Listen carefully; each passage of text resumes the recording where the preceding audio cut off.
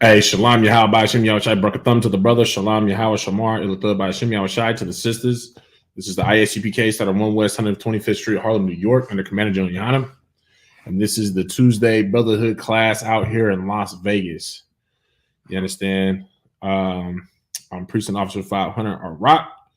And today's class topic that we'll be going over is, as the title says, Brotherhood is a Commandment. You understand? It is the Tuesday Brotherhood class, so it is important for us to go over Brotherhood scriptures. You understand? Before we get into the actual topic, I'm just going to ask that everybody does their part to make sure that they like and share the class. You understand? No, we changed it. It's Las Vegas Israelites on the YouTube, and then on the Facebook is ISUPK Las Vegas. You understand? If you're not already doing so with both platforms, make sure that you subscribe and follow both of the Facebook and YouTube accounts so y'all can stay up to date on all of our interviews, all of our classes. You understand? And of course, anything that's ISUPK, you should be following, right? If there's anybody that's online that has any questions, feel free to post them in the chat, and I will answer them to the best of my ability scripturally. If I'm unable to do so myself, I will take that question to a mightier man than myself and get that question for you answered. You understand? We're not like the Christian church where we're going to tell you a bunch of sweet, meaningless nothings to make you feel good or anything like that. You understand? We deal with nothing but the truth. All right. And if I don't know, I know I can at least get the answer for you. You understand? Just give me 1 second to make sure that I do my part with liking and sharing, and then we'll get into this class. But of course, we'll start off with the questions. Doggone it. I swear I hate phones. I hate technology.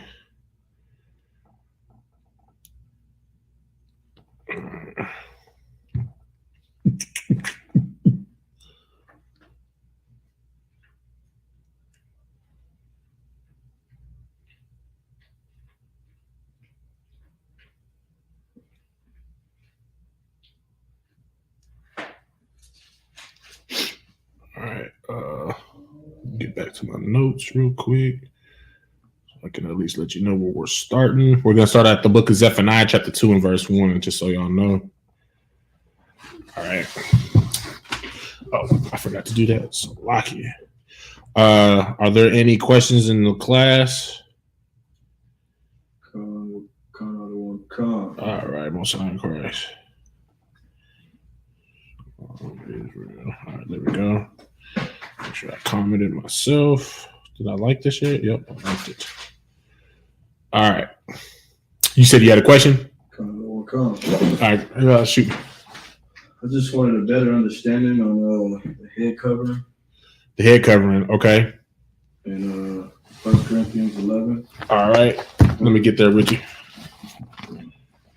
Oh, wow, that's not good. You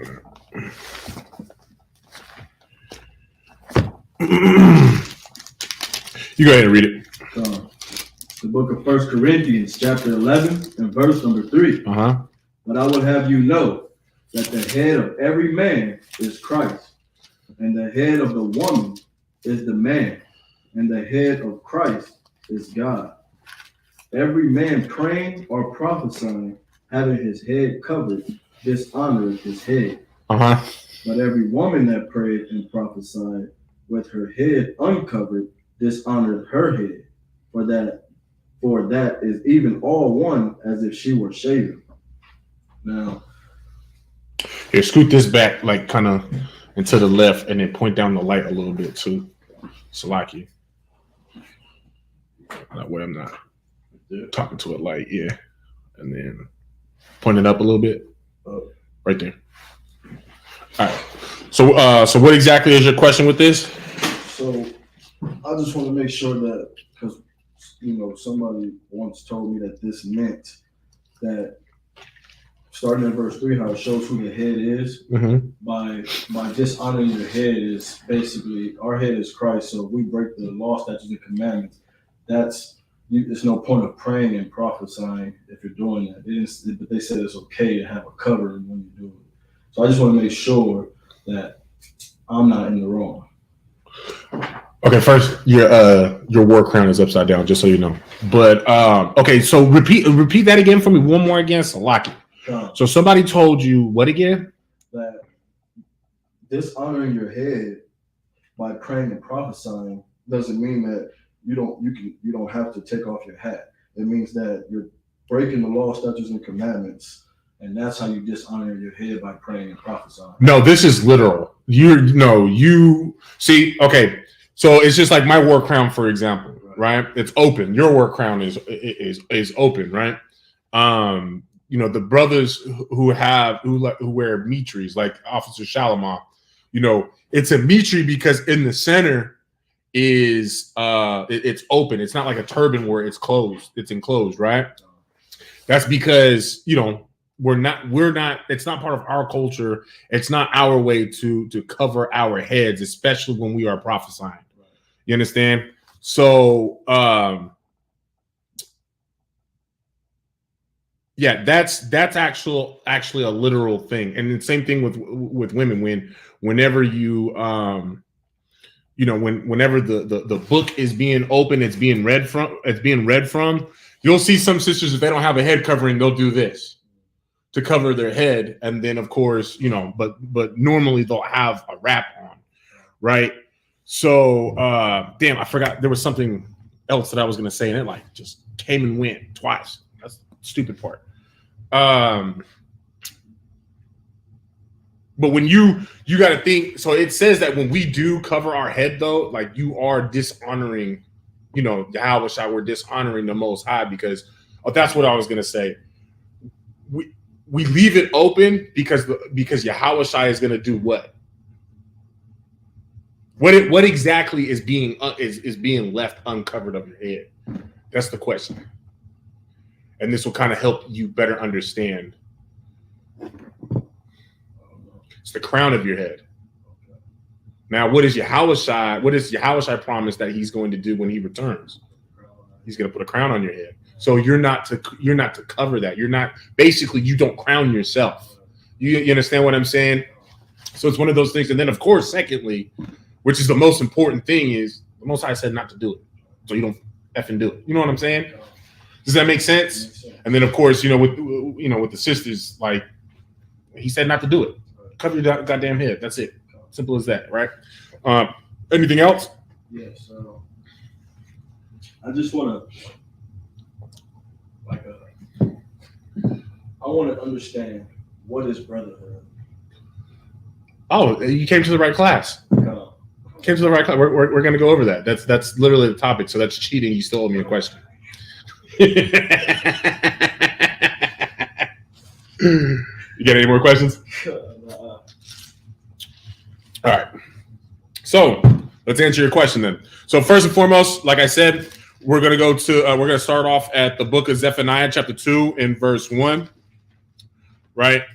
This right here, this verse in particular is something that anybody that's outside of the ISUPK, the individualites, anybody that's in those fake Israelite camps, you understand, none of them actually understand this verse. Now, why? Now, we're going to read the verse, and then I want you to tell me why I said what I just said. Right? So go ahead and read that when you got it, my book shop. It's the book of Zephaniah, chapter 2 and verse number 1. Gather yourselves together. Yeah, gather together, O nation not desired. Okay, so now who is this talking about? Yashar, Israel, the so-called Negroes, Latinos, and indigenous peoples, right?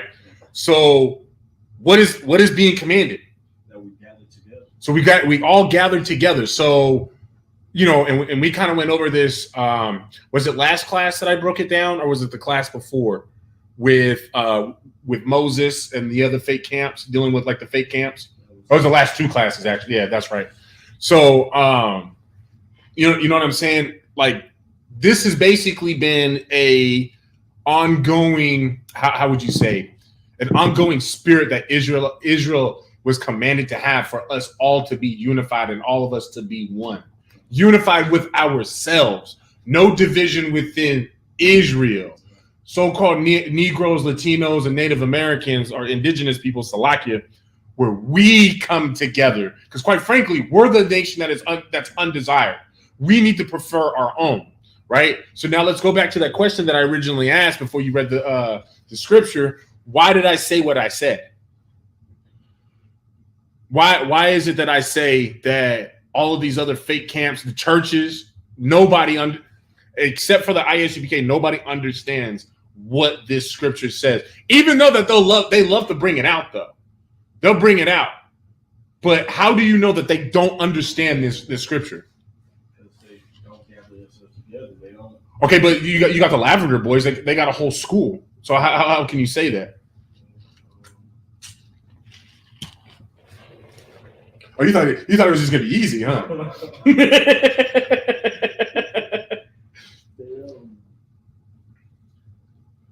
Hey, Shalom, Lord of Christ, sir. Good to see you in the class, sir. They're all separated, though. Like, everybody's separated. It's, even though they have their own class or school, whatever you want to call it, they're still, you got these people here, these people here, these people here, and they really not gathering together. But I mean, they're gathering together for Passover. They have their classes. I mean, so are you saying that? So by your logic, are we divided from ISUPK Southern California and Northern California? Are we divided from ISUPK Killeen? Are we divided from ISUPK Chicago? Aren't we divided because we're not gathered together? I say all of that because we still show up like as commanded for like Passover and stuff like that, where we come together on those important feast days.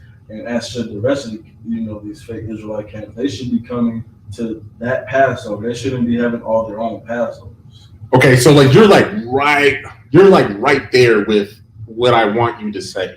You're right around the corner with what I want you to say, right? And what I want you to say is that we're all supposed to gather together under one banner. You understand? Which now, do you know what that banner is in particular? What? Yeah, I'm gonna leave the question there because I don't want to give it away. Do you know what that banner is that we're all supposed to gather under?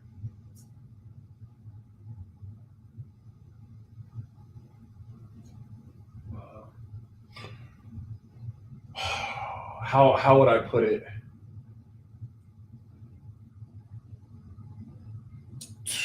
Let me think how I want to put it. Because I want you to figure, like learn it for yourself, like by figuring it out without me telling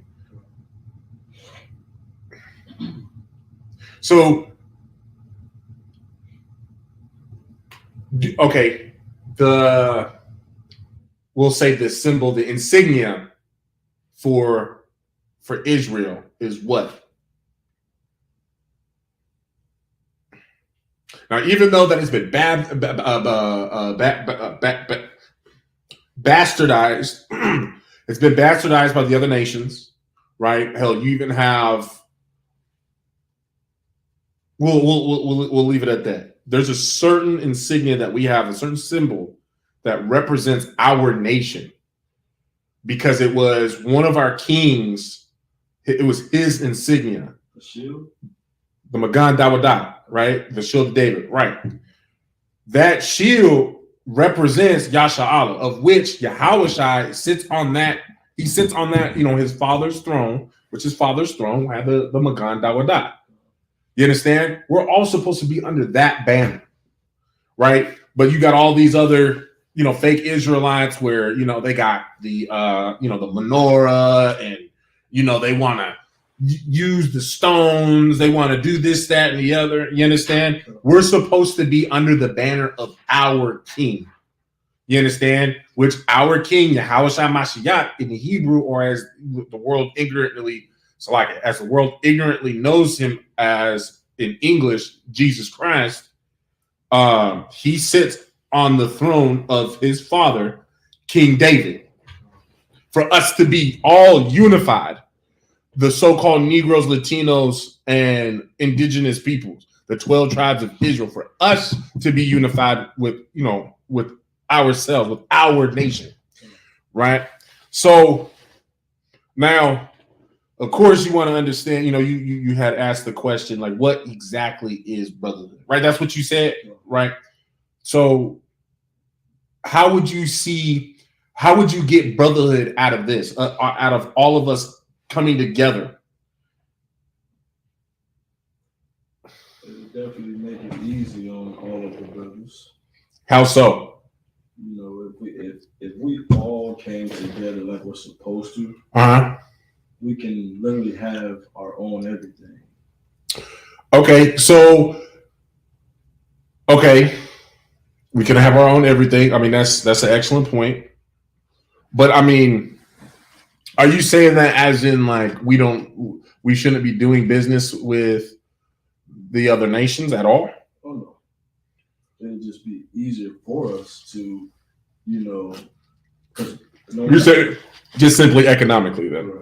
Right. We'd have our own economic, our own dollar circulating within ourselves for our own wealth and prosperity. Okay. Well, give me another example of why this verse is, I notice when I read the Lord, when He sees all of us come together and actually cry out to Him, mm-hmm. He hears, us. All right. No, that's an excellent point. Go ahead. No, go ahead. And because we're so separated the way we are, and we're not under that one banner, mm-hmm. that's probably why we're going to continue to be living in this captivity until we get it right. I wouldn't necessarily say that last part, because just off of the fact that, we're naturally going to be few in number. You know what I'm saying? Like, that's part of the reason why those Lavender lads will never be successful. In fact, they're on their own downward spiral of, falling apart in itself. And they try to say that that's not true because, they have so many numbers. But what did the Most High even told us? What did the Most High command us to do in the first place? With when we go to war, one of the reasons why King David was punished. What did the Most High command us not to do? He was punished for counting the numbers. You're not supposed to number yourself. Who gives a damn? Because what was it? I think it was in Joshua, I believe. Don't hold me to it, but just kind of paraphrasing the story, giving y'all cliff notes of the story. It's similar to how Israel was afraid to go to battle with the other nations because we're few and they're many. Like, you know what I'm saying? And then the Lord just said, man, give me the real ones. Right. Give me the real ones. And then had them slaughter all of them. You know what I'm saying? Because it's not about how many numbers that you have, but what is it about? Trusting in God. Okay, yeah, you're right. Trusting in the Most High, obeying the Most High, but what else? Think about the topic of the class. That's the verse. I said the topic of the class. Brotherhood. It's the brotherhood, man. If you put brotherhood before your fears, before your problems, we'll just leave it at problems. What really do you think can defeat you when your God is on your side and you have brotherhood? You put the Most High God first. Then what's the second greatest commandment? Love your brother. Love your brotherhood. Right? So you got both the boxes checked. What real problems do you really have? You understand? What real issues are you really going to have? What do you have to fear? Aside from the Father, you fear the Father, and that's it. Aside from that, I mean, you see how he'll literally stop the sun in the sky so that you can just massacre people. For you. All because you did what? You obeyed the Most High and what? And brotherhood. Obeyed the Most High. It kept the brotherhood. You understand? When you gather yourself together when we gather ourselves together, we are obeying the Most High. But how does the brotherhood come out of that, though? There's something else in particular I want you to say. I was about to give you the answer, but I want you to figure it out for yourself, though. There's something in particular, and you're basically like right in the ballpark too when you were saying, we would we'd have our own businesses. That's an economic thing, because now we're circulating our dollar more so within ourselves before we allow it to leave, right? What else though? That's in the ballpark, but there's something in particular. And it's part of what the Most High wants us to do in the first place. It's one of the, and this is my last hint, it's one of the biggest plagues in our nation. Don't think too deep into that, but it is a plague.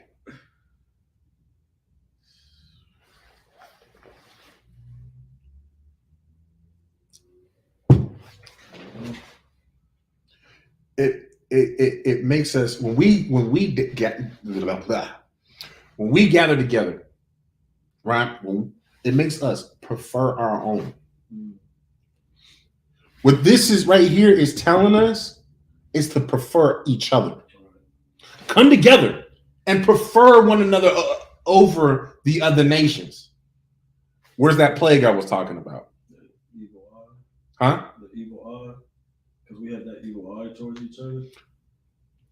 I mean, yeah, that's a plague in itself, but more in particular, because mind you, like I said, I'm always going to say this. Whenever I ask questions, I'm a dumb Christian. Lay it out flat, right? Because I mean, you are right, but you also got to think that this class is also for those that's viewing online as well. So we got to keep it flat. We got to keep it flat. So Salakia, man. My damn tongue is all twisted up today. So Salakia. But we prefer, it makes us prefer our own. So when we're preferring our own, what are we not doing? We're not putting the other nations over us.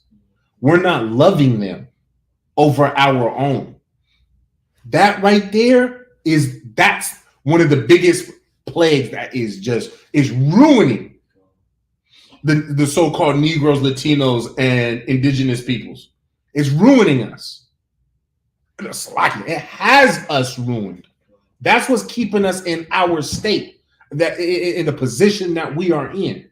Like to your point earlier, when we, when anytime, throughout the Bible, whenever we actually gather ourselves together and then cried out to the Most High heard us. But of course, he's not going to hear us while we're scattered, amok, because in the midst of us being scattered, we're also preferring we're preferring the other nations. You understand? And if I may, that's why the ISUPK is so doggone important. Because not only are we a place for our people to gather at, or Salakia, the place for our people to gather at, under the banner we're supposed to be under, you understand? We also teach you how to actually prefer your own. Because you know what? To be quite frank, it is something that you have to learn, because you have to think about how a lot of us was raised up. Now, of course, I'm speaking in generalized terms, right? Because not everybody has the same story, right? Not everybody goes through the same thing, but there's some brothers out there that was raised by their mother and or father and was taught to hate their own people because their mother hated their father and took it out on that son. You understand? Or the mother hated her daughter so much that she taught her daughter to hate black women, to hate other women, or so like other black women. And then, of course, because her daddy ain't shit, she's also teaching her to hate black men. You understand? That type of love and compassion, it starts in the home. And quite frankly, the ISUPK and Commandment Junior Hana is home of the truth. You understand? This is home. This is home where you learn the truth. You learn the truth of who you are, who you should love, who is your enemies, hell, your culture, your history. This is home. You understand? So if our parent, or if your parents had failed you in that area at home, of course we don't, but you should not blame them. All right, because you got to understand that what they came from, and then what their parents came from. You know, we're the children of slaves. We're the children of oppression. You understand? It's important for us to understand that, so that we can forgive them, like, and understand that, you know what, I can't hold this against you. It's not your fault. Now, the enemies of which have been oppressing us, dividing us even from within the home, that's who you blame. But you relearn how to be who you're supposed to be here in the ISUPK under Commander General Yohana. You understand? That's why we have these classes. You understand what I'm saying? That's why, hell, we keep the commandments. We follow the commandments. So then not only do you sit in the classes to learn about who you are in these scriptures and how to understand and, you know, woo, but you actually get an opportunity to see this in firsthand, in person. Salakia. You understand? Come to one of our feast days. Matter of fact, come to just a barbecue, something that's not even commanded of us to do. We just function with each other because, God damn it, I can't wait just once a year to see my boy Parak out there in Arizona. I can't. I need more. Like, that's my boy. That's my nigga. You know what I'm saying? And of course, you know, there's numerous other brothers. You know, Kahan Gabor out there in Texas. That's my nigga. Why wait only just until, you know, the Lord's Passover when I go to the Texas cookout? Or he'll come out here and function like he came out here to function when we just had our first camp. Came out to, you know, to come and support, but most importantly for what? Brotherhood. To keep that brotherhood good and strong. You understand? Nobody else understands this but in the ISUPK, but where the home of the truth is. Under Commander General Yohana. You understand? Let's we'll go ahead and drop that one. Go to the book of 1 John, chapter 4 and verse 20. And of course, if you have any questions as we're going, feel free to raise your hand, ask, post it in the chat online. Go ahead, 1 John chapter 4, verse 20. The book of 1 John, chapter 4 and verse number 20. Mm-hmm. If a man say, I love God, and hated his brother. And hateth his brother. Read on. He is a liar. He's a what? He is a liar. He's a truther. He is a liar. I don't know, man. There should be camps out there, or I don't even want to call them camps. There should be people that are not in the UPK should be a little bit nervous about this, right? Go ahead and read on. For he that loveth not his brother, whom he hath seen, how can he love God, who he have not seen? Break that down for me, So I want you to break it down for me. Break down the verse for me. And then I want you to tell me where this, like a real world situation that this pertains to, with somebody who says that they love their brother, but they're lying. You understand what I'm asking? You talking about it like just the real world, period. Okay. The example is of your choosing. Gotcha. All right, go ahead. Break it down for me. So, you know, first and foremost, from the top, it's saying, if a man say I love God and hate his brother, he is a liar. For he that loveth not his brother, whom he hath seen, because we're around our brothers all the time, right? And you see your brother, but the way love is, according to the Most High God, is actions. Okay. It's not just, hey, I love you. You have to show actions that you love your brother. So okay, it says, not his who he have seen, how can he love God who he have not seen? Because the Most High God, right? We didn't even, like ancient times, they got to actually I'm not gonna say see the Most High God, but they got to deal with him in levels we could never deal with him in this time. And Okay. What do you mean? Like how Moses was able to go up to Mount Sinai and come down with that light in his face. Mm-hmm. Things like on that level, like seeing how he got us out of Egypt. Okay. You know, those miracles. So you don't think those things will happen again? I know they will happen, but we right now are not going to be able to see that until. Okay. I understand what you're saying. I'm just, yeah. I got you. So it's brothers in the, like when I was in the world, right? Mm-hmm. Brothers will always take, I got your back, man. I you know, this, that, and the third. And then when things got real, they were nowhere to be found. You know what I'm saying? Okay. So brothers can say things with their mouth all they want, mm-hmm. but when it comes down, and there's actually a precept in an apocrypha where it talks about a friend is only a friend in time of his needs. Right? Hey, if you want to pull that, go ahead and pull it. Come on.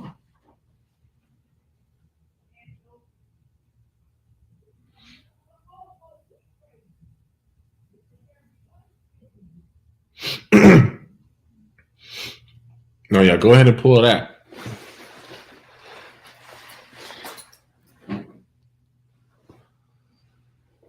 Who's that? Hey, Shalom, how about you with us, sir? It's good to see you. So good to see you. Man, my hoodie is wet. Irritating. So this is Ecclesiasticus chapter 6 and verse number 7. Okay. If thou wouldest get a friend, mm-hmm. prove him first, mm-hmm. and be not hasty to credit him. For some man is a friend for his own occasion, and will not abide in the day of thy trouble. No, good. And there is a friend who, being turned into enmity and strife, will discover thy reproach. It says again, some friend is a companion at the table, and will not continue in the day of thy affliction.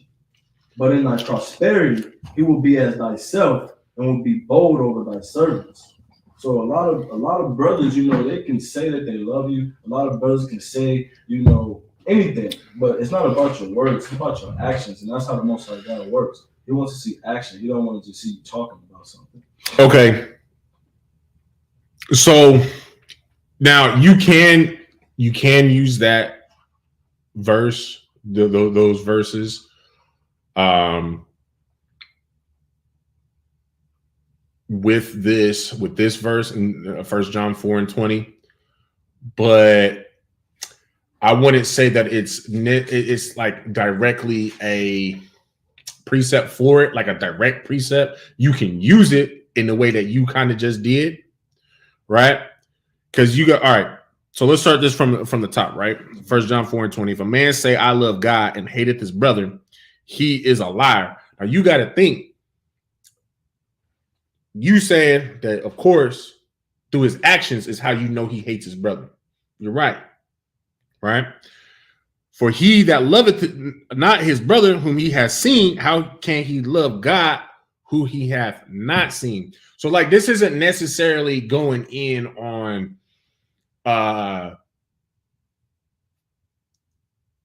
necessarily the how would I say, like your example of the actions that you're actually doing. It's not necessarily like nitpicking on that. What is being declared is the fact that I see you and you're a black man just like me, right? Black, Latino, indigenous people just like me. You're Israel just like me.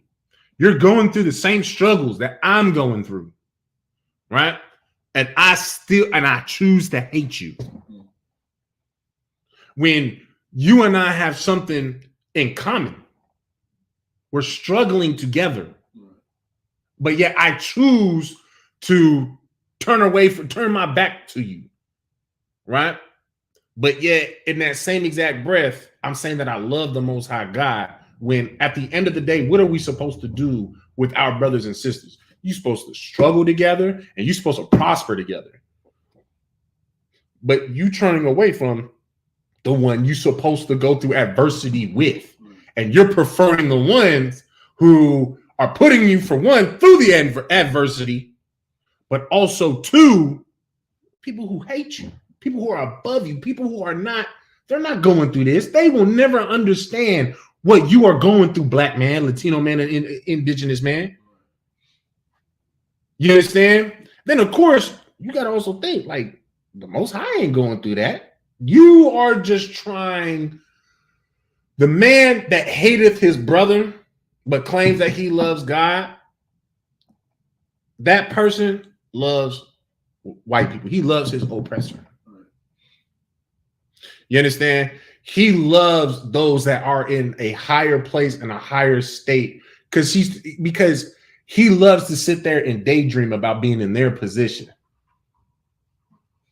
In fact, they're even satisfied while they're daydreaming on that. They're simply just satisfied with just getting a good job, nigger. Right. Little pat on the hat. Throws you a little bit of bread. Good job, nigger. Keep on playing, dribbling that ball.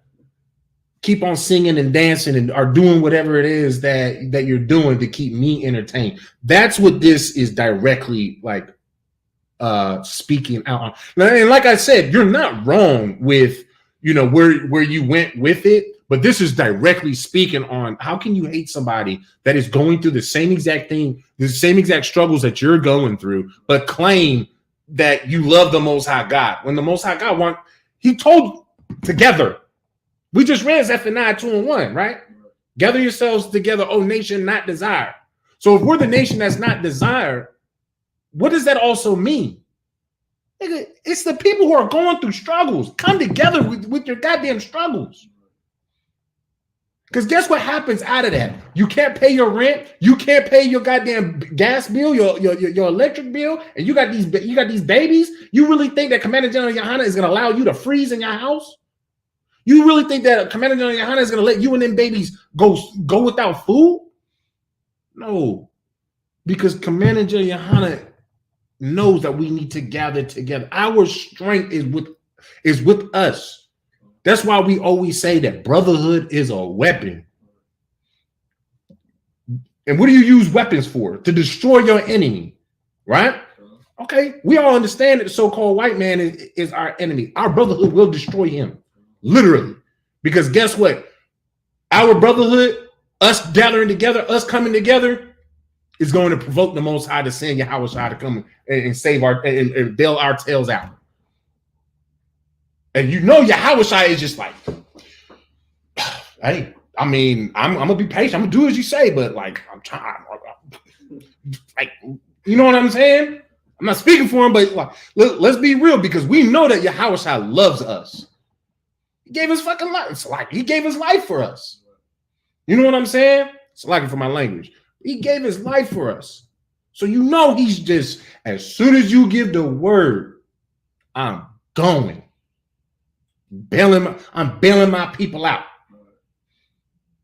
You get what I'm saying?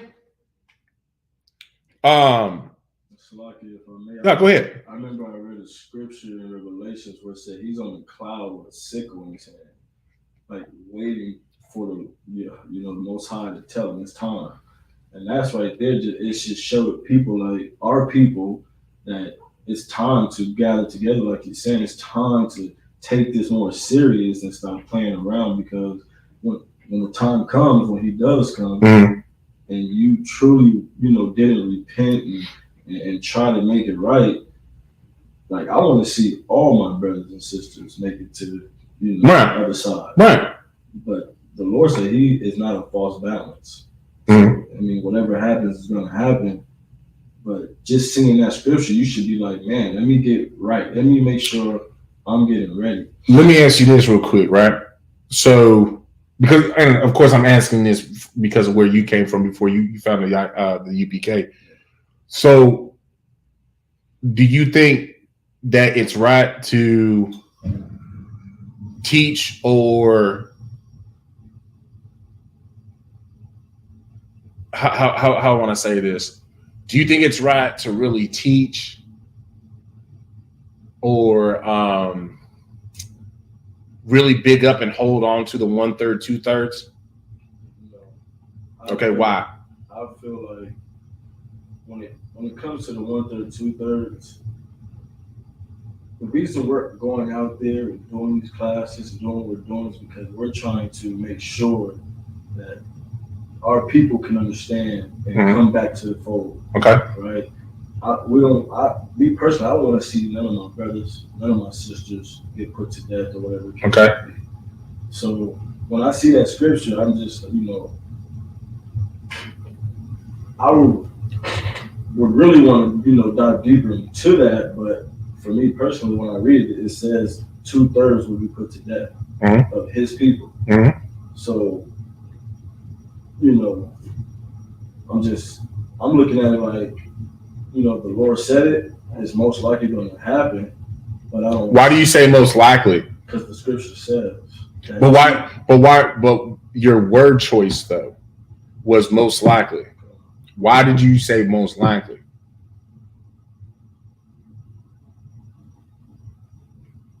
If I could, I'd just erase most likely then and just say that it is. It's the scripture says what it says, and if I can. But what about Nineveh?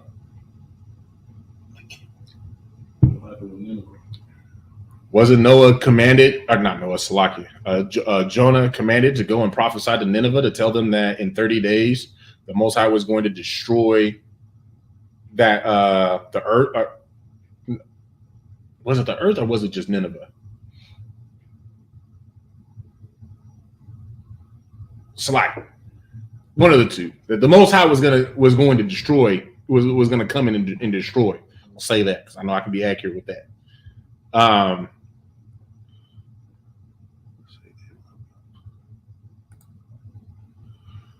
Let me get to that. The water, sir. I'm gonna get to that though. The Most High told him to go and prophesy this because this is what he was going to do. He was going to destroy Nineveh, but why didn't he destroy Nineveh? I haven't got that far yet. No sweat. He didn't destroy Nineveh because when Jonah got there, he started prophesying and hey, the Lord is going to do this. You need to get yourself right. Man, start following these laws, statutes, commandments. Quit being whores. Quit being a whoremonger. Quit selling drugs. Quit doing drugs. Quit doing all of these things, right? The Most High didn't destroy Nineveh. Why? Honestly, because they repented. Okay, they repented, but the Most High, we gotta always remember that the Most High is a being greater than us, right? Now, if your favorite team is them sorry ass Raiders, right? But if I have the ability, as a man to another man, whom of which are both lesser than the Most High God, to persuade you that, you know what, hey, this should be your favorite team. Or, you shouldn't do this, you shouldn't do that. I can persuade you. The fact that a man can persuade you, or slightly, the fact that you can change your mind, I mean, wouldn't that in some sense make you greater than the thing that created you, the creator that created you? Just think about that. You're talking about a linear, like with Christianity, they believe in a linear God who can only love, forgive, and be merciful, and quite frankly, is gay. Let's be honest. They tried to make the God of the Bible to be a homosexual. That's what they tried to do. Because I mean, like, I can only love, I can only be merciful, right? But also, he's unable to change his mind. And with that story, Jonah and Nineveh shows that the Most High has the ability to change his mind, just like we do. He can change his mind just like we. You just got to persuade me, nigga. Show me there's a reason to change my mind.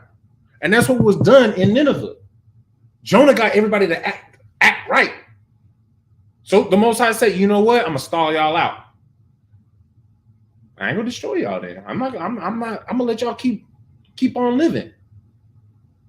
The 1/3 and 2/3 is the same exact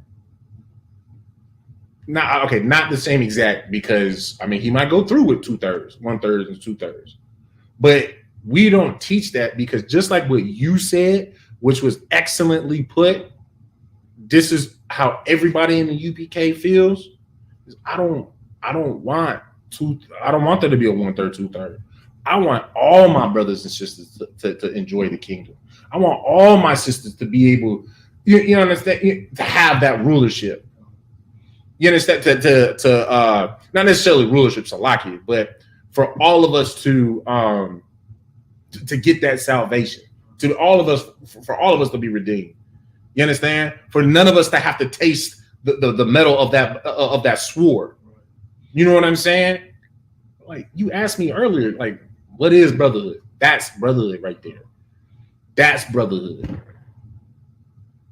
You understand? So Officer Commandant, he has said fake Israelites teach the 2/3, but say they love God, but we say we want all Israel to make it. Exactly. See, literally what I just said, Salaki. But he actually said it first. I just didn't read it yet. Salakia, teach against. Right. Salakia. So we understand 1 John 4:20. All right, for sure. All right, so now we're gonna drop that.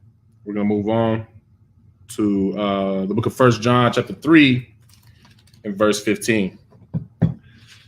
3 and 15. The book of 1 John, chapter 3, and verse number 15. Whosoever hateth his brother is a murderer. Read on. And ye know that no murderer hath eternal life abiding in him. All right. Break that down, young man. So now what we read was pretty cut and dry. Right. I want you to explain that to me, though. So if you hate your brother, the Most High telling you that you're a murderer. And we know in the law that we cannot murder. But this is telling you can't murder. I mean, this is saying that you're a murderer because, and it's not telling you a murderer like in a physical sense of actually killing somebody, but in a way of you since you hate your brother, you basically might as well say that you're a murderer, because we're supposed to, like you said earlier, carry each other's burdens. We're supposed to be there for one another. We're supposed to truly have that brotherhood for one another. So your brother's out here going through all of this stuff, and you're just leaving him behind. That makes you a murderer. So the Lord is telling you right here, it says, and we know that you can't enter into that, that other side because you're a sinner. That's two sins. First, you're not keeping brotherhood, and you're a murderer. Okay. All right. So, but how about this for size as well? Because you're right with the way that you put it. But what about the fact that it's our responsibility to make sure that you're doing right, right? So you're sinning, but because I hate you, it's like, let me take that off of the both of us. There's a brother that is sinning, and a brother knows that he's sinning, and knows that he needs to stop. That brother dies in his iniquity. Whose blood? Whose hands does his blood fall on? Precept. Actually, another precept as well. If I can bring it up, but I'm gonna bring up that one. Yeah, get that one first, and then we can tag yours. It's the book of Ezekiel, chapter 3. And I'll start at verse 17. Son of man, I have made thee a watchman unto the house of Israel. Therefore, hear the words at my mouth and give them warning from me. So he has made us a watchman unto Israel. Now, what is that saying? We're supposed to be making sure our people are not, going off this. Right. Don't be selfish and just worried about what you doing. Like, nah, y'all need to be checking each other. Go ahead. Verse 18. When I say unto the wicked thou shalt surely die, and thou givest him not a warning, nor speaketh to warn the wicked from his wicked way, to save his life, the same wicked man shall die in his iniquity. But his blood will I require at thine hand. So, in other words, what is he saying? What is being said right there? He's saying, like,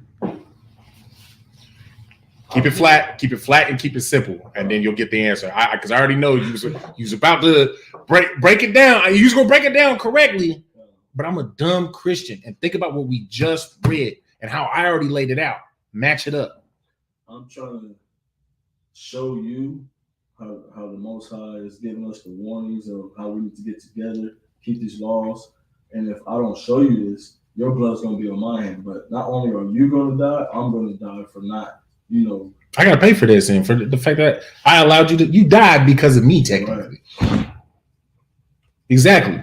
Sure. Now, continue reading, because there is that brotherhood part we do have to get. Sure.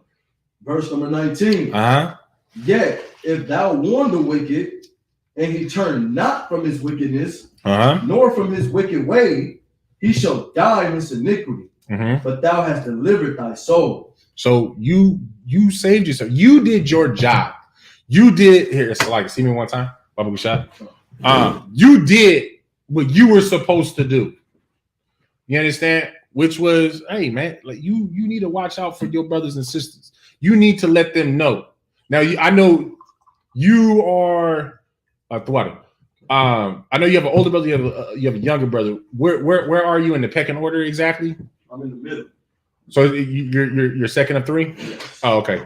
So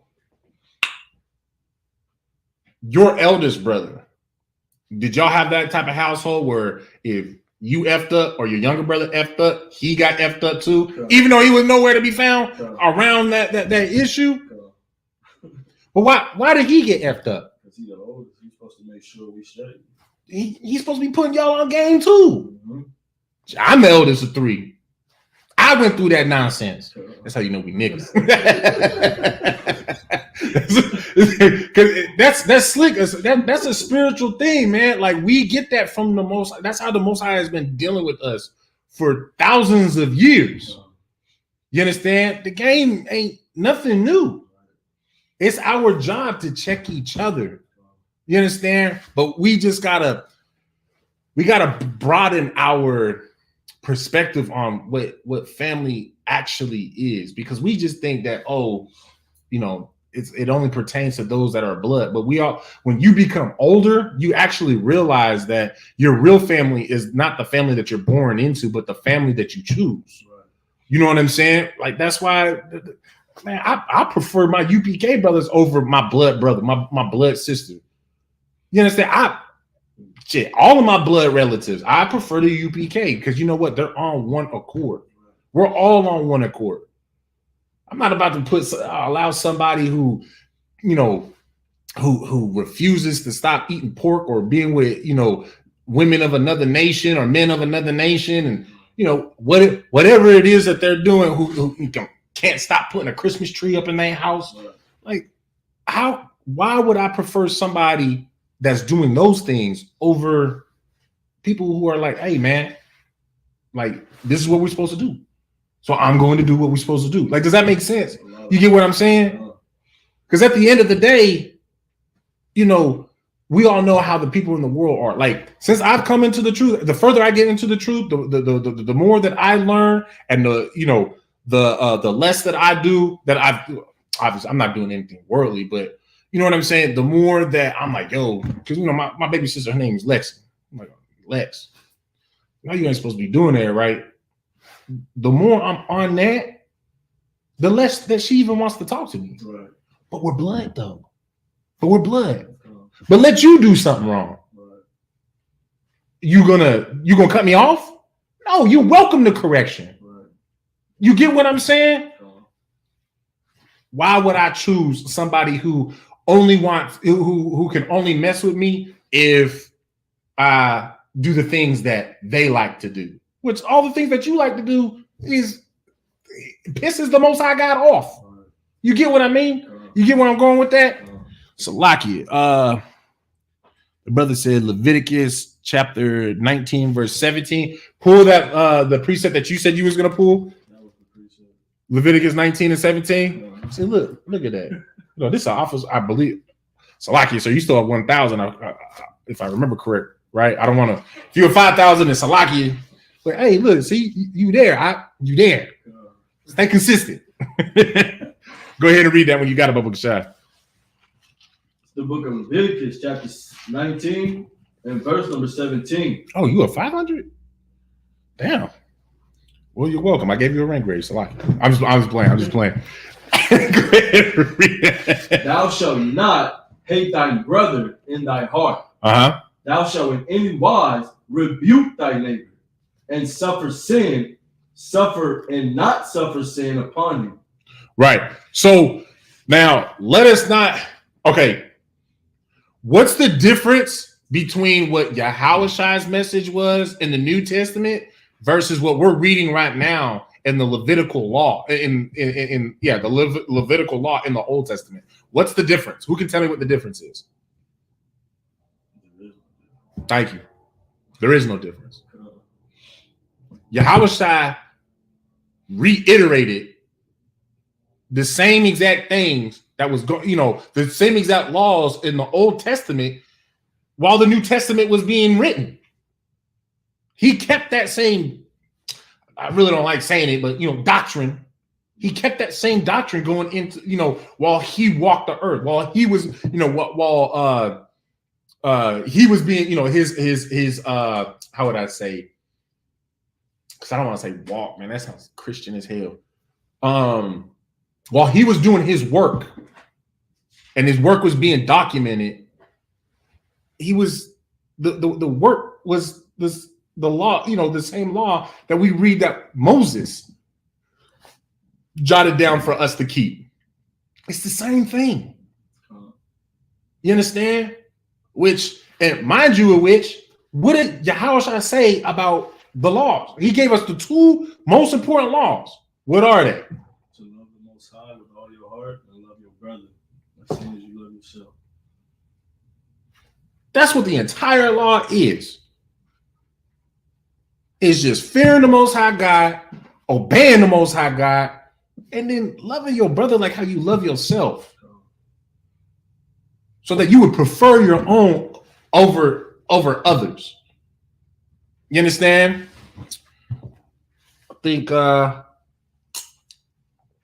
on. Let me see. It's a murderer, and you know that no murderer hath eternal life abiding in him. So now break down that last part of that verse, that no eternal life abideth in him. Why? Someone in Ezekiel? No, we're going back to 1 John 3 and 15. It's like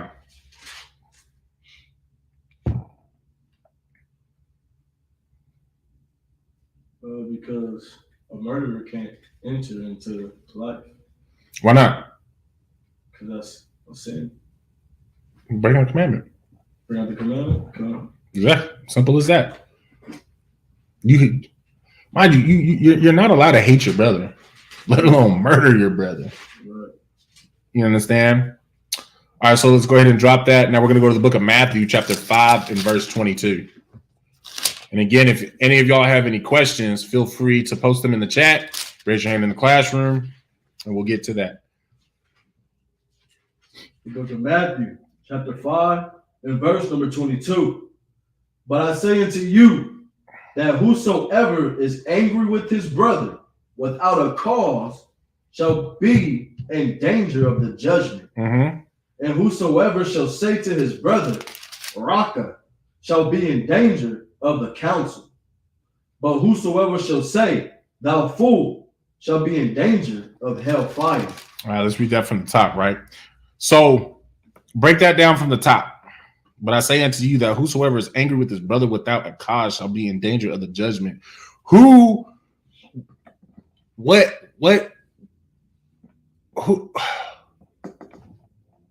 give me an example of this. Hating on your brother? Yeah, give me an example of that. Like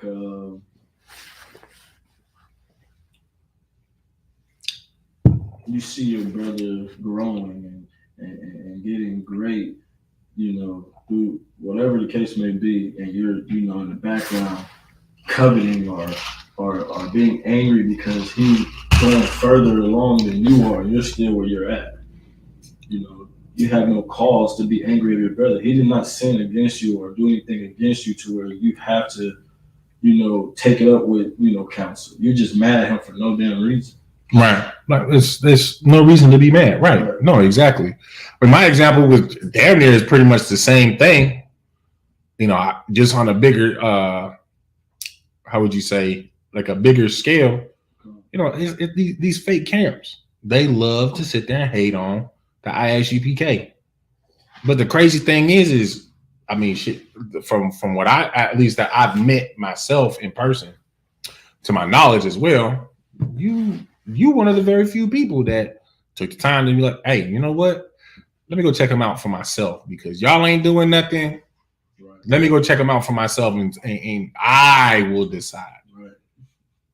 I'll make the decision for myself that, you know what, whether or not these brothers should receive the hate that they're getting, which, like what we discussed on the car right here, a little bit. I mean, is the hate warranted?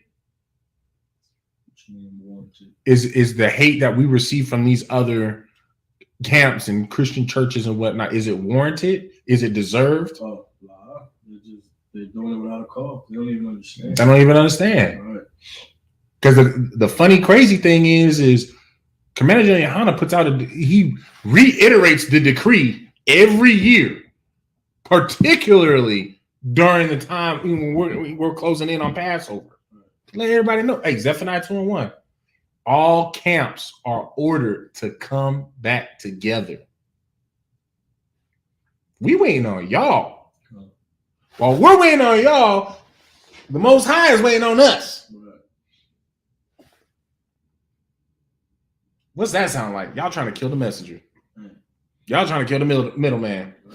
We waiting on you. You hating on us because of what? Oh, because I'm teaching you what the Most High says about the fact that we can have more than one wine. You want to hate on me because of that? You want to hate on me because I'm telling you that you're not supposed to eat pork? Like, y'all seen that video where the dude was like prideful about it too with Thanksgiving. Like, it was damn near pork in it. I think there might have been one dish in that layout that had no pork in it. And everything else, and he pridefully cut himself a piece, ate that doggone pork. Like, you wicked bastard, man. That was terrible. That was crazy. That's what, you know what I'm saying? Like, it's like, we waiting on you. You feel me?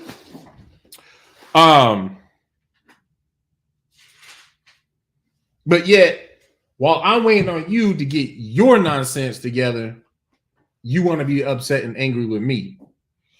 So at the end of the day, mind you, this is written in red, which means Howard Shai speaking. So shut the hell up and listen. You understand? It says, but I say unto you that whosoever is angry with his brother without a cause shall be in danger of the judgment. So in other words, you lavender boys and you pedophiliacs and all you just disgusting ass camps that's outside of the ISUPK, y'all are putting yourselves in danger of the judgment on top of, just the judgment of the lack of brotherhood, on top of, the wickedness that you're partaking in. You understand? Let's read on from that. And whosoever shall say to his brother Rakah shall be in danger of the council. Look up the word Rakah.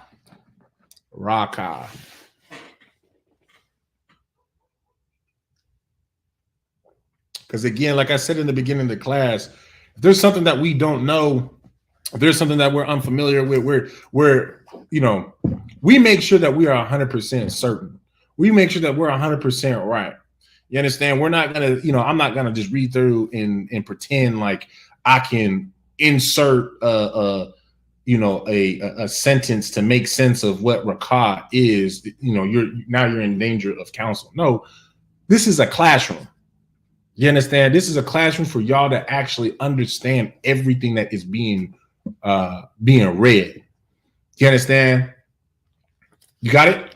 I have the blue letter. Go ahead, read it when you got it.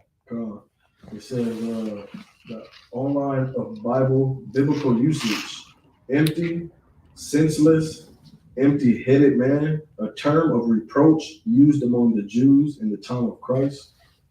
Strong's definition: empty one, thou worthless. That's a term of. There you go.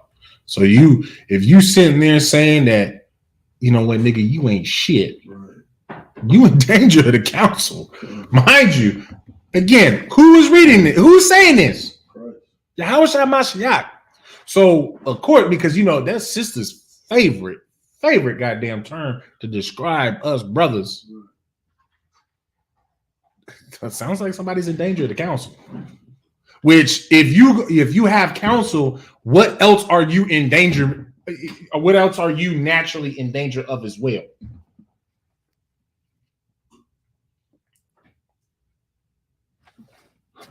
We just read it.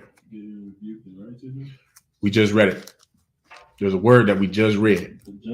Judgment. Because there's going to be a counsel that it's like there's going to be a judgment that proceeds after the judgment, especially if you are wrong. You understand? Let's read on. But whosoever shall say, "Thou fool," shall be in danger of hellfire. Now, explain that one to me. Why are you in danger of the hellfire? And then, what is the hellfire? Are you literally going to be sent to the Earth's core and be tormented by some devil with a tail and a pitchfork? That's the missiles. All these, the Lord gonna send all these missiles, and you're gonna be a part of that destruction. So, okay, so this scripture, what Yahushua said there, doesn't pertain to the people that were breathing at the time that he said it. There ain't no missiles at that time. I don't know. Don't overthink it. What is hell? We'll start there. What's hell? The grave. The grave. Okay, that's one. What else is hell? Lower state. Okay, a lower state. We're in hell right now. But what is it? What is hell though?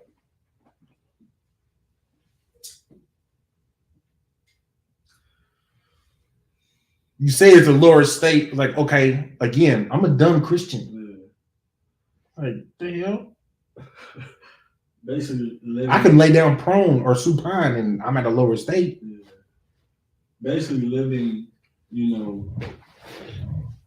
I would say in poverty, like you're gonna always be struggling. You'll always be going through something instead of actually getting the blessings. Okay, so like I get what you're saying, but Nizam Anna. I believe this is a sister. If it's not, Salakia. I'm assuming it's a sister because your name means jewel. Says it's conditions. It's your conditions. So like you said, it's a lower state, right? But think of it like this. You can be in a low state, but it not be so bad. You might have poverty. But it's, your poverty isn't so bad. How is that possible though? How is that possible? What I just said, how is that possible? How can you be in a low state but have heaven? Thank you. Give yourself a fucking hand. God, that was excellent. Brotherhood. You are in a low state, so-called Negro, Latino, and indigenous man and woman. You are in a low state for now. But if you want heaven, You want to taste of what heaven is going to be like. You want to experience it for yourself. Quit being goddamn selfish. Leave that Christian church alone. Leave those doggone Christian Israelite schools alone as well. Come to the Lord's Passover in Durham, North Carolina, April 20th. You will experience heaven. Even though that you're in a time, you are in a low state of poverty. You're in a low state of, man, the world is coming against you. The world is fighting you. The world is keeping you down. But you can still experience heaven. And it's going to be something greater than any type of heaven that any of these other nations that are oppressing us now could ever experience. You understand? You can experience that now. Join the ISUPK. You want to get a good goddamn penicillin shot straight to the ass with a straight cure? Come to the Passover in Durham, North Carolina, April 20th. Reach out to your respective camp leaders for any more details. But y'all understand? You will get that. So that's why what the sister said, oh no, Most High Christ, no, exactly. What the sister said, it's hell is conditions. That's what I wanted you to say. Because you can be in a low state, but you can still experience heaven. Just think about what King David said. He said, you know what? Let me be the doorman. Just let me be in the kingdom. I'm cool with just being a goddamn doorman. I'll be a bellboy. Yes, Salakia, sir. Can I pour you another drink? Just let me be in heaven. You get what I'm saying? Low state. But you in heaven, though. You understand what I'm saying? Hell is a condition. What you going through, this oppression that we are enduring, mind you, together. This is why it's so important. Zephaniah 2:1. That's why we started Zephaniah 2:1. Man, all this nonsense that's going on, man, we got doggone COVID going on. We got these flus that's spreading around. We got World War III brewing up. I actually had I should have started a class with these doggone articles that I got because China is over there. They just got satellite images on what China built up to simulate a naval battle with America. They built some crap up so that they can basically get a thorough strategy on how to fight America. Now, you know, when these two superpowers fight, this shit's over. It's done. It's done. This kingdom is done. But guess what follows? Guess what goddamn follows? Yahushua being in his goddamn rightful throne, ruling over this earth. Black men, Latino men, indigenous men ruling this earth, having domain over this earth. You understand? And like the sister said, man, brotherhood is truly a weapon. Because, hey, I believe she just now slipped tuning in. So she missed what I said earlier. What is our brotherhood a weapon against? Yeah, of course, it'll fight the other nations. But guess what else it fights? The fact it fights the condition of hell. You understand? It fights your poverty. It fights your poverty. It fights your hunger. It fights your needs that are not able to be accommodated for. It fights that because now your needs are met because of brotherhood. Y'all understand? That's why brotherhood is so goddamn important. You right, sis. Kwam Yasha Allah. God damn it. You understand? So lock you.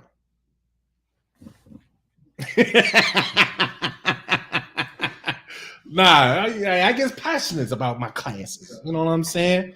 But So whosoever shall say thou fool shall be in danger of hellfire. That hellfire, you got to think that like it literally burns to be in this condition. It sucks. Let's be real. Being burnt alive up until your nerves get burnt off, that's some excruciating ass pain. You ever touch something like buku hot? You ain't know what's hot. Whether it's a stove or a hot rock, whatever the hell it is. Well, that shit burns. That shit hurts.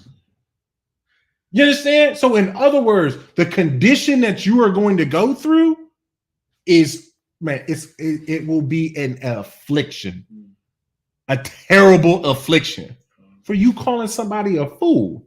He said, whosoever shall say thou fool. Now, of course, is that basically saying that in the Christian term of a curse word or a bad word, a vulgar word, are we not supposed to say fool? Like call somebody a fool? Like you're not supposed to call them a see you next Tuesday? Is it saying it in that context? What context is it saying that we should not be calling somebody else a fool? Think about the verse. So look, this is like one of the biggest cheat codes with whenever you get asked a question in one of these classes, right? In any UPK class. Think about first and foremost what the topic is, because obviously there's a reason why this verse got brought out because of the topic. Then secondly, always try to stay focused on what the verse has already said. Because I don't want to give you too much. I want you to think for yourself. I want you to learn. We not like them fake camps, man. So I'm a forever mess, man. You gonna be a captain of 13,000. I'll still be a 500, and I'm gonna still mess with you.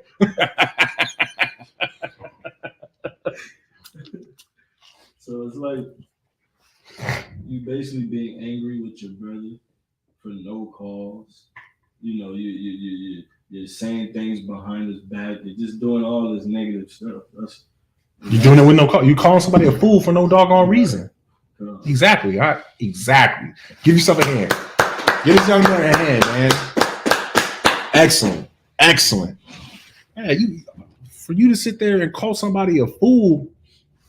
I mean, and of course, we're to even apply some more context. That fool, the one who's being called a fool, is you. That's them brothers that what were they called again? The 12 stone. The 12 stone. Them calling you a fool for joining the ISUPK. For you deciding that, you know what, I'm actually gonna get my shit together. And them saying that you're a fool because of that. They're in danger of that hellfire. Because you know what the funny thing is? Nigga, you the fool. And we know that the Most High is going to, like, hey, no, hold on. You trying to talk shit about one of mine? You trying to do something to one of mine? Oh, you think he a fool? I'm gonna show you what a fucking fool is. I'm gonna show you what a fool is. Why you still with your 12 stones of goddamn Hamas? Like, you understand? I'm gonna show you a fool. I'm gonna show you a fool so well you can look in the mirror and realize that you the goddamn fool. And this brother right here is a wise man. If you don't mind, just really quick, this brother said something to me that was so heavy, right? About why he wanted to, with him wanting to come into the ISUPK and whatnot. And one thing that he said that really stood out, that I got buku respect and admiration for this brother, right? He said that,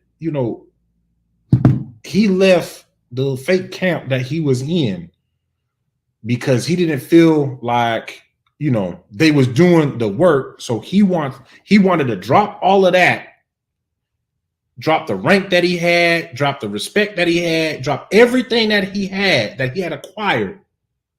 And he just wanted to be a blank sheet of paper, and he wanted to just shut the F up and learn, and actually learn. That's what this brother told me. Listen, he a young man, and I got him high admiration. You understand? Let's get a young man a hand just real quick. You understand? That what you did was honorable and admirable as well. I'm being for real. I'm being sincere. I'm being genuine. Like, I applaud you. You understand, man? Just don't drop this goddamn sword. Because I might come find you and attack you. All right. Back to class, right? All right, so let's drop that. We're going to go to the book of Slacky before we move on. Y'all understand this? Y'all understand that breakdown? Matthew 5 and 22. We got a full understanding. All right, Most High in Christ. Drop that. Go to the book of Matthew, chapter 18 and verse 15. 18 and 15. And the sister has said, and this is an excellent thing to bring out, it's not being disrespectful to check a brother if it's needed. I mean, if you got to check a brother, it is needed. You understand? You are 100% right, though, sis. If it is not being disrespectful, you understand? It's a requirement. If a brother needs to be checked, he needs to be checked. And same thing with sisters. It's not just brothers. What is needed, though, is for you to put your stupid ass feelings away. Take the check-in. Kind with kind. All right, and you know what? In reality, you can be checked by a man that you outrank. Don't get that twisted. You understand? You can be checked. It's just not going to be the same way. You know, you can still check a man above you respectfully. Like, well, it's a lucky, sir. Like, hey, man. Like, what Muhammad has said, he used this example in the class, was it last Thursday or last Monday? Where, it's a lucky, sir. Like, that's my wife. That's my car. Like, it's a lucky, sir. Like, I need you to chill. You effing up my car. You hollering at my that's my rib.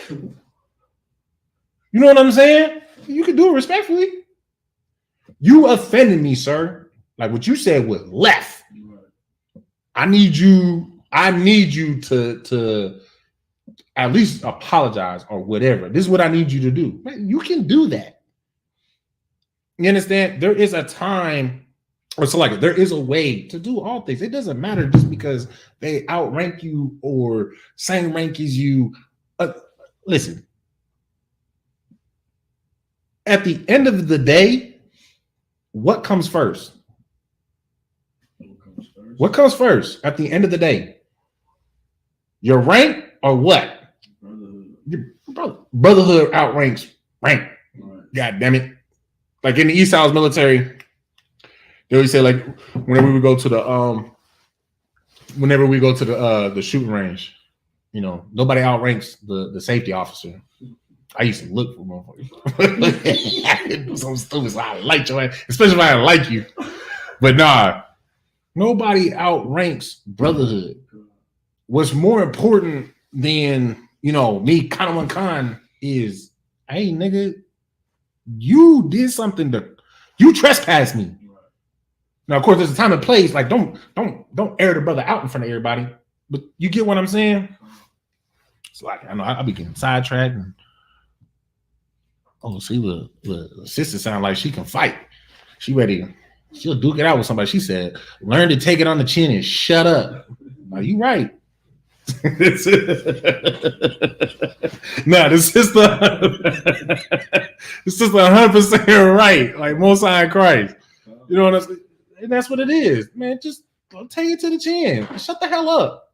Because you know what the crazy thing is especially with like somebody like me, I can speak for myself on this, right? Man, and this was even when I was in the world. Like, if you just give me my 10, 15 minutes of being mad, like, dude, whatever you did, unless you did like some outrageous left, like you over here trying to, you know, assault me, or you know what I'm saying? Like, you give me my 5, 10, 15 minutes, you know, depending on levels, you know. So here you got 5 minutes, 10 minutes, 15 minutes. You know what I'm saying? Like, you give me my time, like, dude, it's not that deep. Because one thing that my pops always, you know, he always taught me, he always said to me, like, man, it's never worth it to go to sleep angry. It takes more energy to be angry than it does to just leave it alone. It is what it is. You're allowed to be angry, get upset. Who cares? But to sit there and linger on it, like really think about it. When you sit there and try to focus on any thought, like, nigga, that shit tiring. That shit consumes energy. Because if you somebody like me, like I'm not diagnosed yet. I need to go get diagnosed. But I still think I got ADD. But I'd be sitting there, you know, thinking, reading, having a conversation with somebody, and somewhere in the middle of it, I'll start thinking about something else. You know, I'm not gonna give you a list of things, but you get what I'm being stupid. But no, for real, I start thinking about something else. Like, oh, did I lock my car? Oh, wait, Slack, what'd you say? Oh, did I leave the stove on? Oh, wait, Slack, what'd you say? Like, dude, you know what I'm saying? But to sit there and just be like, man, this dumbass. Because mind you, when I get upset, I process it through my head, like why I'm at. And then it's like, okay, hold on, but why would he do this? And I've always done this ever since I was in the world. Like, okay, but why? Maybe he didn't understand this. Maybe, like, I calm myself down. All right, now I'm a little bit more level-headed. Hey, why? Why did you do what you did? Now you say something wrong. Now I'm back to being angry. But a lot of times, let's be real. Most of the time, we get upset about shit because we misunderstood something. A lot of times, that's what it really is. We misunderstood it. And then decide to just be goddamn bitter. Right. Like Salaki, you know, I gotta air y'all sisters out. And a lot of y'all buku guilty of that. That's why y'all don't be, you know, y'all don't want to let a man see his daughter, his children, because you bitter about something stupid that you misunderstood. Because the one thing that was, you know, the one misunderstanding was, bitch, it wasn't him. It was you. It was a you problem. You're hard to deal with. As much as you love to tell yourself that you ain't that bad to deal with, all you got to do is just pipe me down and feed me and just tell me I'm beautiful. Shut the hell up. No, y'all goddamn problem. But you know what? I'm not just gonna keep it on the sisters though. A lot of, you know, brothers too. Brother get too goddamn bold and, you know, and they manliness. Well, listen, I don't believe in fighting clean, bro. I'll bust you in your kneecap. You ain't gonna walk again. No, but you know what I'm saying? Like, we all have, you know, it's important to take that time to just calm down and like, hey man, maybe the issue was me. There might be something I misunderstood. You get what I'm saying? All right, so like, see, there I go again. I love to get sidetracked.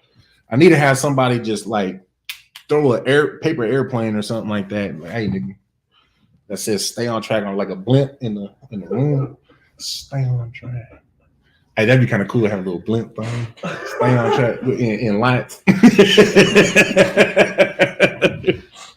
Yeah, it's Salagi. The book of Matthew, chapter 18, verse 15. But you know what? My thing is, I just want to make sure that y'all understand. Like, I know I'm a goofy dude, and I kind of, you know, have my own way of teaching with, you know, because Salagi, I'm always going to be me, Salagi. But I just want to make sure that y'all do understand with what I'm laying down. You know what I'm saying? Go ahead and read that one. You got it, Baba Gasha?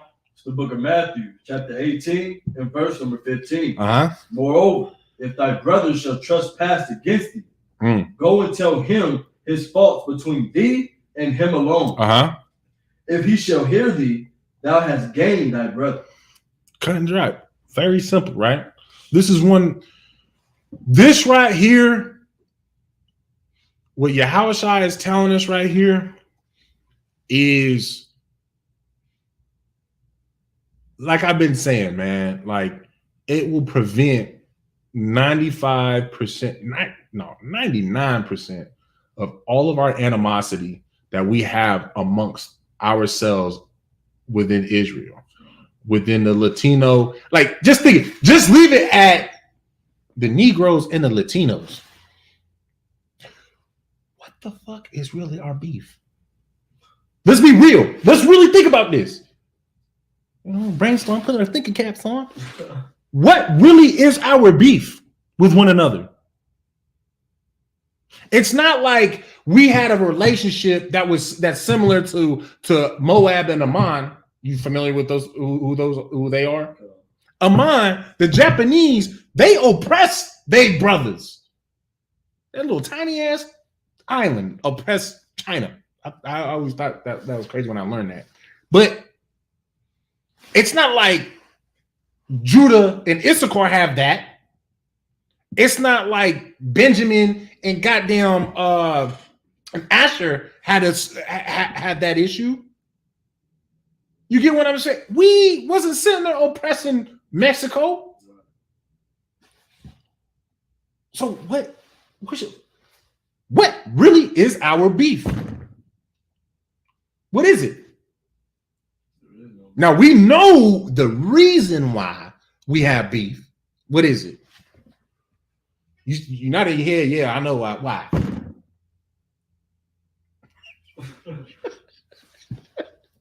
I would say because the Jeroboam and Rehoboam situation. You said the jailbone? Jeroboam and Rehoboam. Jeroboam? I've never heard of that. What is Jeroboam? Is that like dark skin? No. I'm don't laugh at me. No, I'm playing. No, I've never heard that. I've never heard Jeroboam. I've heard Redbone. What is Jeroboam? Jeroboam is a person in the scriptures where basically he was going to be the ruler. He was in Judah's side. Okay. And they were coming to him and saying, hey, your father, he was this way towards us. Can you be a little bit lighter towards us? And he went to get counsel from the elders, and they told him, just be cool with him. But then he didn't listen to their counsel. Okay. And went to the younger people and was like, what y'all think I should do? No, I've heard that stuff. Okay. And that's when he was just like, no, you should go harder on them. And right. And told them, they was like, we don't want to deal with y'all no more. We don't care about you. We're going to do our own thing. Right. Okay. So look at you. You teaching me my own class. Goddamn 4 to 7.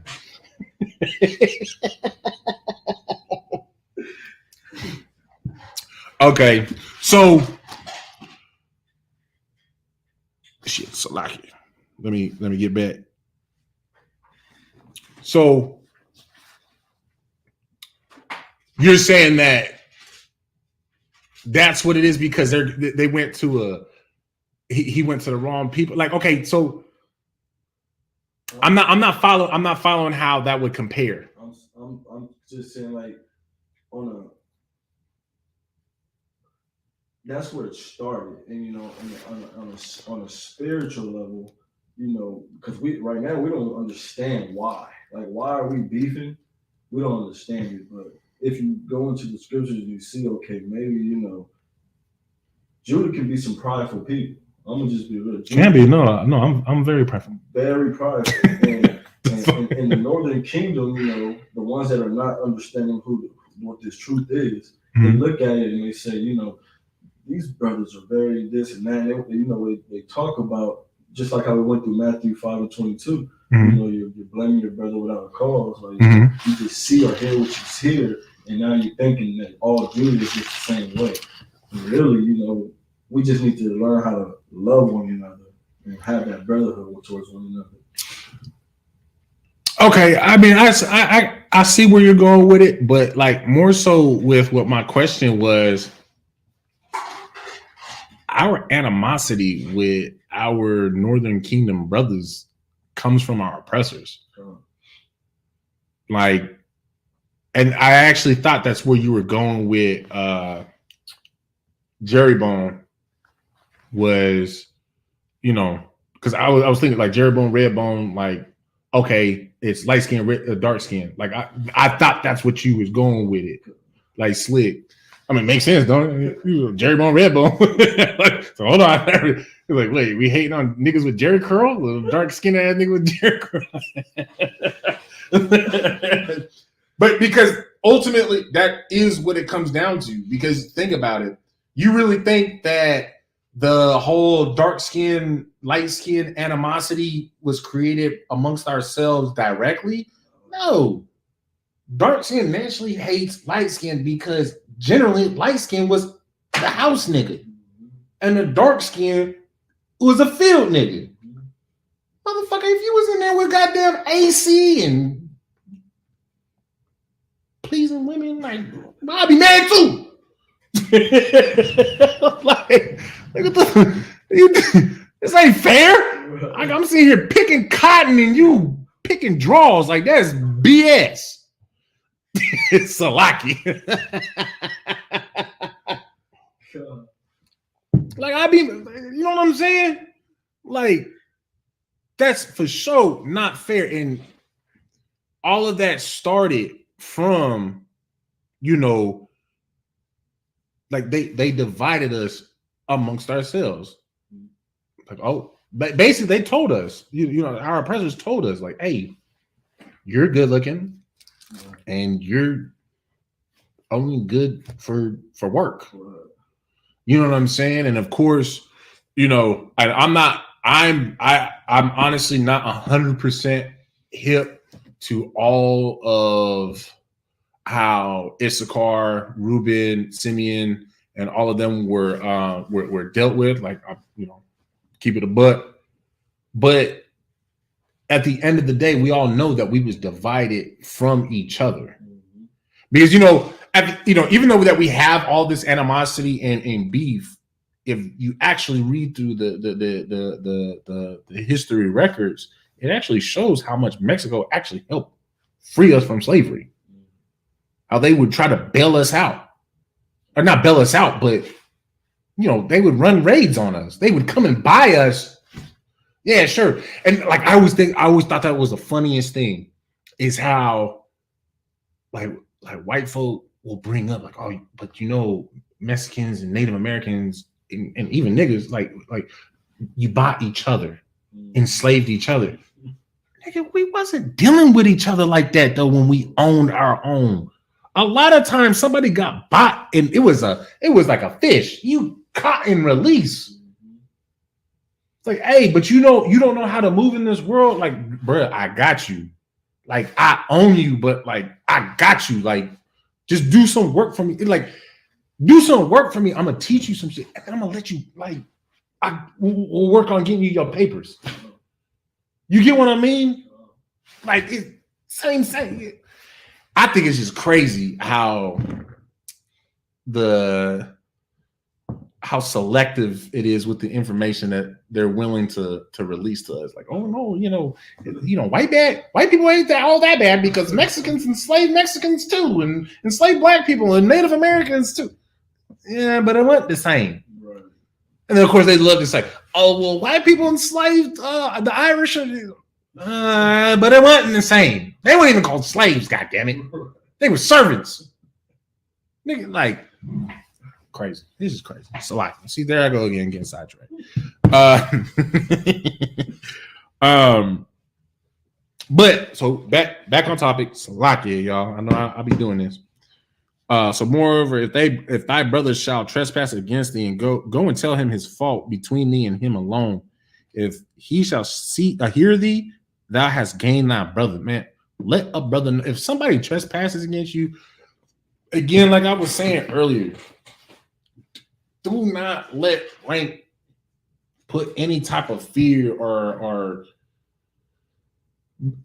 don't let anything be an obstacle when it comes to brotherhood.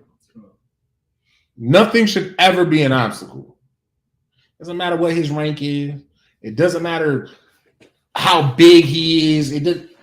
bruh, let him know, like, nigga, you offended me, bruh. And at the end of the day, if he'll like what Yahweh said, if he hears you, you gained the brother. Because what's gonna come out of that if he hears you? I ain't like Salakia. Bruh, I didn't even mean it like that to keep it a buck with you. Like what I said earlier, again, it was a misunderstanding of what was said, what was done, what have you. It was just a misunderstanding. And you want to hold a grudge over a misunderstanding? That's not to hold a grudge. That's crazy. That's why it's like that's gay. That's gay as hell. And we ain't on TikTok, so, so like, that's so gay. You gonna sit there and hold a grudge over a misunderstanding? Like never forget the fact that it's okay to get worked up and get upset about something. But to sit there and hold on to something and hold that thing against that person before they even have the opportunity to explain themselves, like, bruh, you gay. What Riley say? Nigga, you gay. Because the crazy part, you say so. Like I know I'm at this point, I'm kind of reiterating it, but it's like the more I think, like it's infuriating because it's something that plagues our people so much, so bad that like you can't just simply just say, hey, nigga, like you don't even have to say, hey man, I want an apology. Just like, yo, what did you mean by what you just said? Why did you just do what you just did? Give an opportunity to give an opportunity to explain themselves. Because you sitting there with a burrowed fro, a burrowed eyebrow. Like, for all you know, you just misinterpreted what the hell was going on. So you mad because of something that wasn't even directed towards you. That's crazy to me. You know what I'm saying? Go ahead and read on. Verse 16. But if he will not hear thee, then take with thee one or two more, that in the mouth of 2 or 3 witnesses every word may be established. So you understand what that is, right? Sure. All right, so explain it to me. So if the brother, if he like ain't trying to hear what you got to say, then you go and you get 2 other brothers or 1 other brother, 3 other, however you choose it, and to bring them to see and be a witness to, look, I tried to, actually talk to the brother.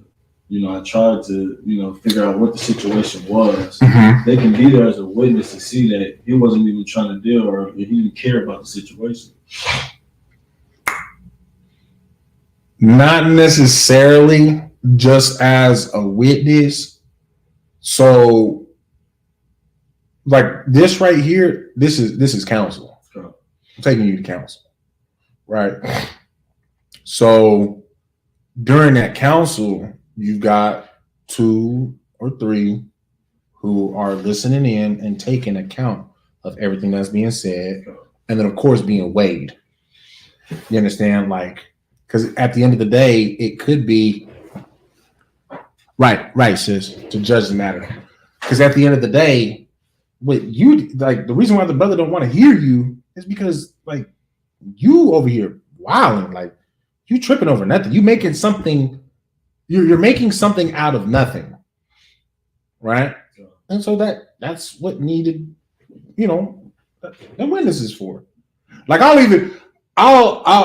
had a counsel where, my rib, she had an issue with me. And I thought I was 100% in the right. 100% in the right. I was like, you know what?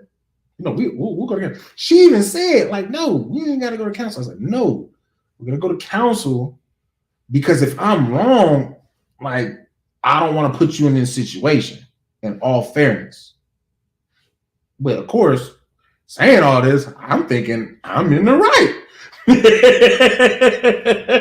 But still, nonetheless, I am a man who how do you say? I'm a man who not appreciates his honor. Like, how would you say that? I'm a man of honor. You know what I'm saying? I'm a man of honor and a man who actually cares about his goddamn reputation. You know what I'm saying? So, you know, of course, like I told her, hey, you know, naturally, if the counsel goes in your way, either way, I'm gonna follow the counsel. Because I recognize that, hey, you know what, even though I felt this strong about what my decision is, I could be wrong. And if the counsel says I need to do, you know, basically accommodate for you, then that's what I'm gonna do. How to accommodate.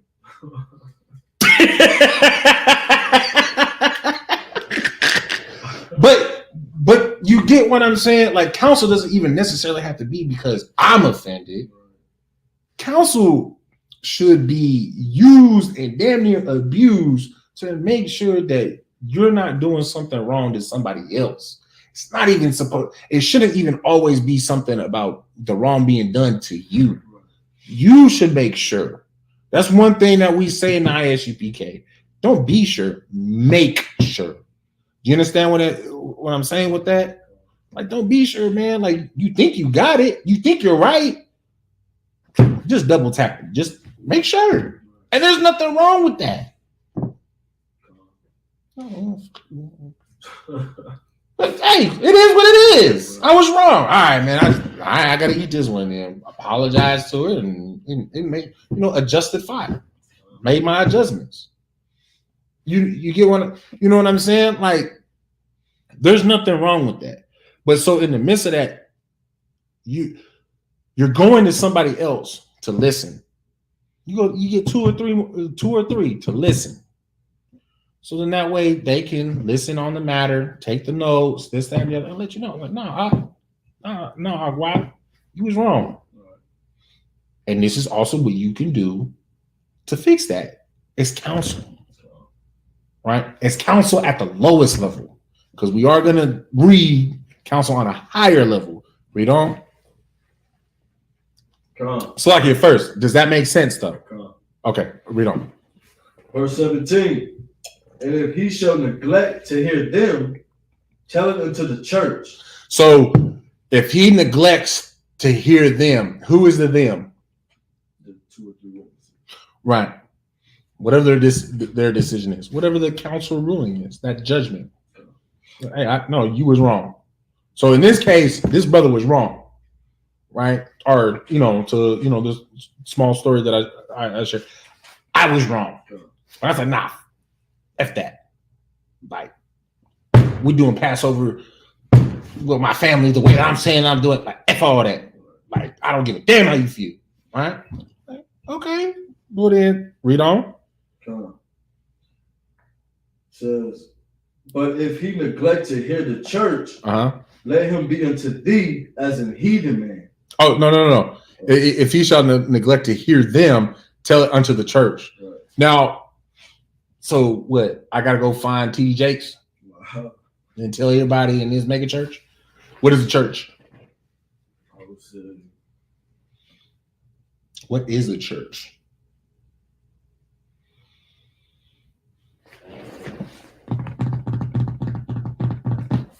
Just to help you out a little, you know, a little subtle hint. Don't be sure. Make sure.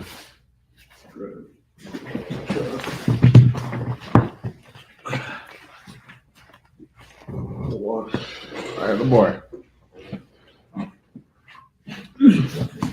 Sister gave an answer, but I do want the young man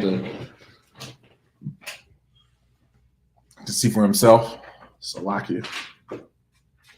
Because in here we do highly encourage to the point where it's not necessarily an order, but borderline to always self-research.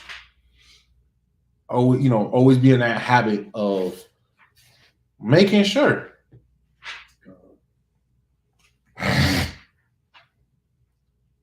But you are right, sis. You are 100% correct.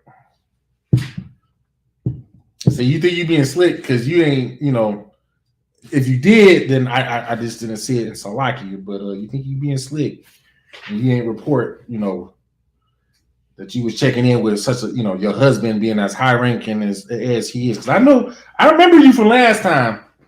I do remember you from last time. I believe your husband is either a 5K or he a captain. So, you ain't slick. I know you know your stuff. I know that household is being taught.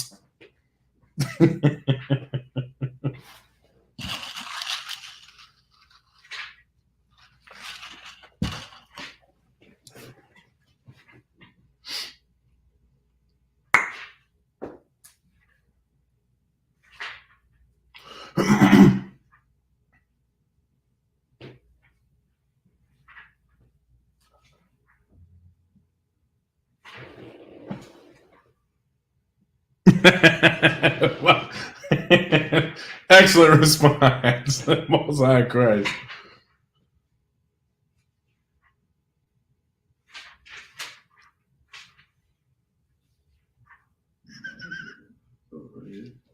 Found it? Yep.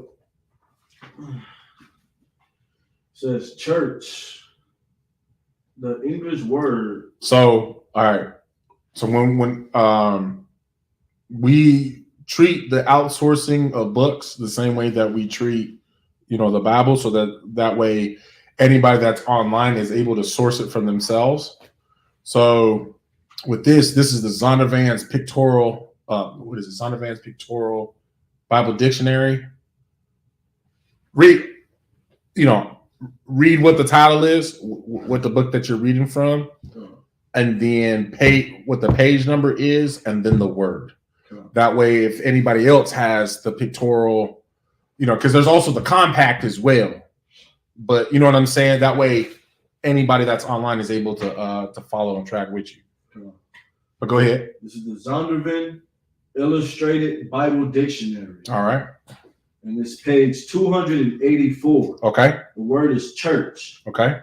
It says the English word church, also Scottish, is derived from the Greek adjective kairos. Okay. Signifying the Lord's or belonging to the Lord in the New Testament. However, church translates a different Greek term, ecclesia, Strong's G1711, from a verb meaning to call out. This noun was originally employed in secular Greek society to denote an assembly or a congregation of free citizens summoned or called. Back it up. Says this noun was originally employed. So it's a noun. Read on. Was employed in secular Greek society to denote an assembly or congregation. An assembly or congregation. Read on. Of free citizens summoned or called out by a herald in connections with public affairs. So in other words, what is a church? Assembly or congregation? It's when we gather together. So you'll see that a lot of brothers really don't like to use congregation, just because, like Christianity, like a lot of the words that like Christianity are these fake Israelite camps, the taint that they put on, these words, we try to steer away from. Like, because technically there's nothing wrong with saying something like all praises to the Most High. There's nothing wrong with saying that. It's just, at the end of the day, we don't want to be affiliated with anybody else. There's nothing wrong with saying hallelujah. You know what I'm saying? But that's a Christian thing. It's tied to Christianity so heavy that we don't want to even give off the image of being Christian in the slightest. Like, does that make sense? So a church, like what the sister said, it's the body of the school. But like from what you said, it's us. It's when we congregate. It's us coming together. You get what I'm saying? So, so now it's saying if he shall neglect to hear them, tell it unto the church. So tell it unto the assembly. Tell it unto those, basically the council. like the big council, pretty much the generals. Now you're dealing with the fucking generals, and I've never been a part of that. I've heard some stories. If you brave enough, you braver than me, because I mean, at the end of the day, I know me, and man, I don't need to be in that situation. I don't need to be in that situation. It's like, oh, hold on. Salakia, to be honest, I just learned it by listening to this class, sir, by hearing and applying practical knowledge. Simplified. Oh, damn. Salakia, sis, am I mistaking you for somebody else? Are you not married to a man in the school? Salakia, to be honest, I just learned it by listening to this class. But Most High Christ that I'm teaching somebody something. Most High Christ. At least I know I'm doing somewhat of my job. I was just poking earlier, but if I misspoke, then Salakia sis. And if I offended you, then Salakia as well. But moving on, because I know there is a delay. Go ahead. This is Matthew chapter 17. Says, but if he neglect to hear the church, Most High Christ is, let him be unto thee as an heathen man and a publican. Now, do you understand that? Let him be as a heathen man. So start from the start. Start from the top. And if he shall neglect to hear them, tell it unto the church, right? So we understand. We're basically talking about the generals right here, right? But if he neglect to hear the church, let him be unto it as an heathen man and a publican. Do you understand that? If he doesn't want to listen to the generals, this is how we're going to deal with him. How is it that we're going to deal with him? What's a heathen man? What's a publican? Won't be a part of the school. Yeah. No, we're gonna deal with you like you of another nation. You're not one of us. You don't want to listen to us. You don't want to abide by our customs. So, I mean, you want the bloodline, but you want to act like Esau. Right. Like these things don't apply to you. Right. That's basically what that's saying. You are one of us, but you want to be one of them. Right. Because it doesn't apply to them. The law does not apply, Salakia, to the other nations. Right? Salakia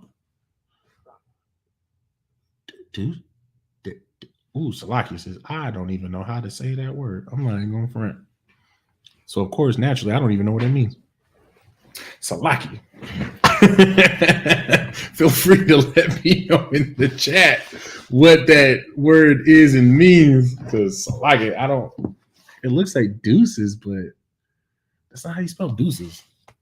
Or is it? Or am I just illiterate? Be gone. Oh, it is deuces. Y'all ever see like a word, a simple ass word, and you like, yo, I know how to spell that, but that is not how, that don't look right. Then you damn near Google it and you're like, no, that is right. But it just looked funky. That's what deuces just look like to me. Salakia says. All right, so we are coming up on that our time mark. So I'm gonna wrap it up. We can continue this class next week. If y'all got any questions that you guys want me to go over next week, feel free to hit up the ISUPK Las Vegas Facebook page. You can send a message, and like if there's anything that you want me to go over in particular, I can start off my next class with said questions, with said topic, which also is beneficial towards me because then it allows me to prepare for your question and